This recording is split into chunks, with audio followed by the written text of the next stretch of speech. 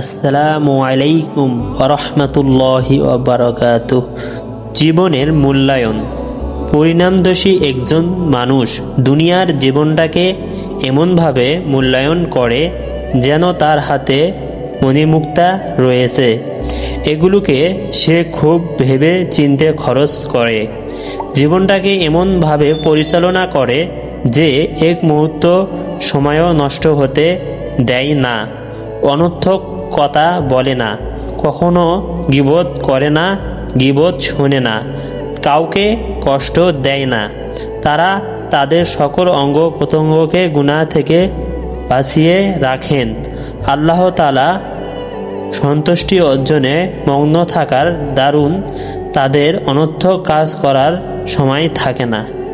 আল্লাহর এই বাণী সদাসর্বদা তাদের সামনে থাকে।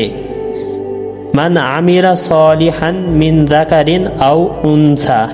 নারী পুরুষ যে কেউ নেক আমল করে এবং সে ঈমানদার হয়, তাহলে আল্লাহ তাআলা তাকে পবিত্র জীবন দান করেন। এটা আল্লাহ পাকের খাস রহমত যে তিনি তার নেক বান্দাদেরকে উত্তম জীবন দানের প্রতিশ্রুতি দিয়েছেন। 5টি জিনিসকে মূল্যায়ন করো অপর 5টি জিনিস আসার পূর্বে। যৌবনকে বার্ধক্যের পূর্বে, সুস্থতাকে অসুস্থ হবার পূর্বে, সচ্ছলতাকে দারিদ্রতা আসার পূর্বে এবং অবসরকে ব্যস্ততার পূর্বে, জীবনকে মরণের পূর্বে। বন্ধুগণ, যে ব্যক্তি এ 5 জিনিসের মূল্যায়ন করল না, নিশ্চয়ই 5টি মুসিবত তাকে গ্রাস করবে।